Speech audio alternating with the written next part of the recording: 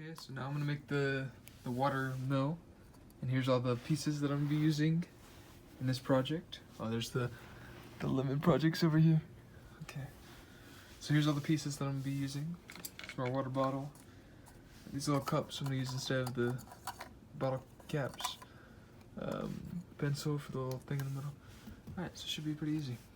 Alright, I'm gonna check in whenever I get some progress done. Far so good. I got the little the middle part that's gonna be spinning. I built that, and I've already cut my finger a little bit.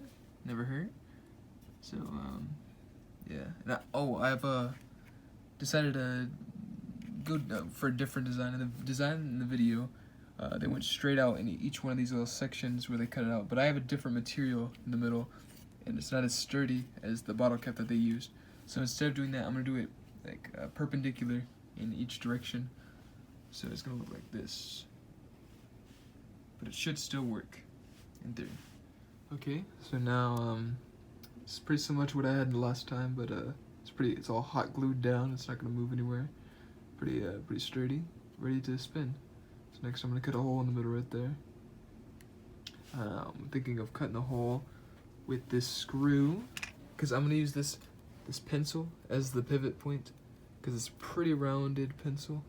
It's not very pencil-y. And I'm gonna use this screw to kind of poke the hole in the middle, because the screw is pretty similar in diameter as the pencil. So let's see how that goes. I have the hole and the pencil through the hole, and it's pretty loose, but unfortunately it's a little bit a little lopsided, the hole. You can see I couldn't get a perfect cut through, so the hole's gonna be a little lopsided, and that's just that's how it is.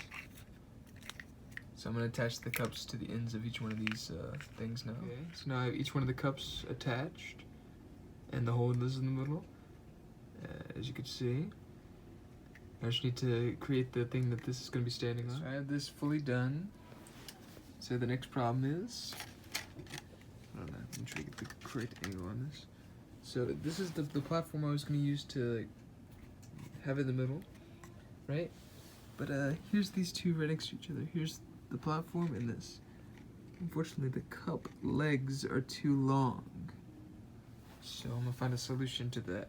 Okay. So I've extended up each side of this water bottle by adding two thick sheets of cardboard. And yeah, and here's the janky looking final product of the stand to hold this up, and this should be big enough to fit this and allow it to spin. So now let's test the water wheel. It's kind of janky, but it should do the trick. This is pretty janky. My version always turns out janky. Yeah.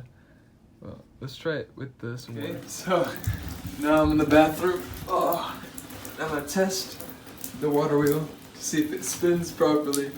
Great job. I don't know if this one will. I got my water going. Now let's try to capture it. Okay.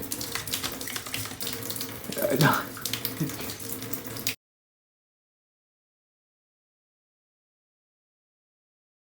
So in conclusion, what did we learn? Well, for one, never let me in charge of any hydroelectric plants, because I would probably create some monstrous design like that. Two, make sure you measure properly. And three, you can turn static water, like waterfalls or rivers, you can turn that into electric power by running water through it and having a little water mill.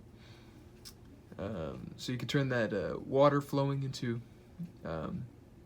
power, and that's what dams are for, like the Hoover Dam in New Vegas. Yeah, that's for creating electricity. It's one of the biggest dams in the United States. Fun fact. And yeah, hey, that's the conclusion.